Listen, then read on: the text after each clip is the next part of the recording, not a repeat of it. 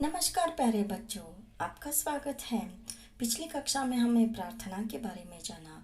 आज हम जानेंगे मेरा देश मेरी माँ। इसका आशय है शत्रु से देश की रक्षा करना पुनीत कर्तव्य होता है।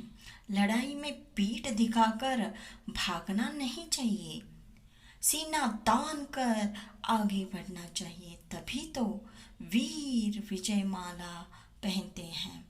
बच्चे साहस और वीरता की इस घटना से अपने कर्तव्य के प्रति सजग होते हैं, इसीलिए यहाँ पाठ दिया गया है। हम डॉक्टर वसुधा कर्नाटका से। सर झुके बस उस शहादत में जो शहीद हुए हमारी हिफाजत में, आज शहीदों को हम भावपूर्ण श्रद्धांजलि चढ़ाते हैं। जल्दी वापस घर आ जाओ, याद बहुत ही आती है, कहाँ गए हो लाल मेरे तुम, माँ आवाज लगाती है। इन्हीं पंक्तियों के साथ आज हम हमारा पाठ पढ़ेंगे, मेरा देश मेरी माँ। प्यारे बच्चों, जानते हो आप, यह बात 1965 की है। एक शाम हर तरफ शांति का वातावरण था, किसी तरह की कोई आशंका नहीं थी। तभी दुश्मनों ने भारत पर आक्रमण कर दिया। अचानक हुए इस हमले ने भारतीय सेना को चौंका दिया। छुट्टियां बिताने अपने घर आ गए सैनिकों को तुरंत वापस आने के संदेश भेजे गए। छुट्टियां बिता रहे भारतीय सेना के ही एक मेजर को जब यह सूचना मिली तो जाने की तैयारी कर उन्होंने माँ के पैर छूकर प्रणाम किया। माँ का ममत्व जाग उठा, आंखों में आंसू भर गए और उन्होंने बेटे को सीने से लगा लिया। मेजर का गला भी रुंध गया, परंतु मातृभूमि का स्मरण हो गया। युद्ध भूमि को जाते हुए पुत्र के सर पर हाथ रख आशीर्वाद देते हुए माँ ने कहा, बेटे, इस समय प्रत्येक भारतीय का राष्ट्र रक्षा ही सबसे बड़ा कर्तव्य है। जाओ और दृढ़ता से अपने कर्तव्य का पालन करो। याद रहे, भारतीय परंपरा सीने पर गोली खाने की है, पीठ पर नहीं।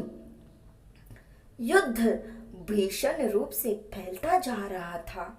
इच्छोगिल नहर का मोर्चा भारतीय सेनाओं के लिए चुनौती की दीवार बना खड़ा था। प्रश्न उठा, इस अभेद्य दीवार को तोड़ने की जिम्मेदारी कौन निभाएगा? इस अभेद्य दीवार को तोड़ने की जिम्मेदारी कौन निभाएगा? कार्य आसान नहीं था, सीधा मौत के साथ जूझना था। वीर कभी मौत के भय से रुके हैं बच्चों? कभी नहीं रुकते। तुरंत एक वीर ने इसका दायित्व स्वीकार लिया। ये गांव से आए हुए वही मेजर थे। मौत की परवाह किए बिना मेजर ने मोर्चा संभाल लिया और धीरे धीरे आगे बढ़ने लगे। दिल दहलाने वाला गोलियों का शोर कानों के पर्दों को फाड़ने की कोशिश कर रहा था। मेजर पर देशभक्ति का जोश पूरी तरह छाया हुआ था। मौके का इंतजार किया जा इतना समय भी नहीं था, इसीलिए वे धड़ाधड़ गोलीबार करते हुए दुश्मन के टैंकों को उद्ध्वस्त करते हुए आगे बढ़ रहे थे कि तभी दुश्मनों की कई गोलियां एक साथ सनसनाती हुई आई और मेजर के हाथ व पेट में घुस गई। मगर भारतीय परंपरा सीने पर गोली खाने की है बच्चों, पीठ पर नहीं। माँ के ये शब्द प्रेरणा दे रहे थे। वे चोट की परवाह किए बगैर आगे बढ़ते रहे और गोलियां आ आकर उनके सीने में घुसती रही। स्थिति को समझते हुए उनको पीछे हटने का आदेश जारी किया गया, पर मेजर के कदम रुके नहीं। दुश्मन के सारे टैंकों को ध्वस्त कर विजयश्री को गले लगाकर ही उन्होंने दम लिया। तुरंत ही अमृतसर के सैनिक अस्पताल में उन्हें लाया गया, पर अब तक पूरा सीना गोलियों से छलनी हो चुका था। रुंधे गले से अधिकारियों ने पूछा, आपकी कोई अंतिम इच्छा है? गोलियां सीने में कसक रही थीं, पर मेजर ने चेहरे पर मुस्कान लाते हुए कहा, हाँ है, मेरी अंतिम इच्छा है। मेरी माँ तक संदेश पहुंचा देना। तुम्हारे बेटे ने गोलियां सीने पर ही खाई है, पीठ पर नहीं। बस इतना संदेश मेरी माँ तक पहुंचा देना। जानते हैं ये बहादुर कौन थे? ये भारतीय सेना के अफसर मेजर आशाराम त्यागी थे, जिन्होंने माँ के वचनों का पालन करते हुए अपनी मातृभूमि की रक्षा के लिए प्राणों की बाजी लगा दी।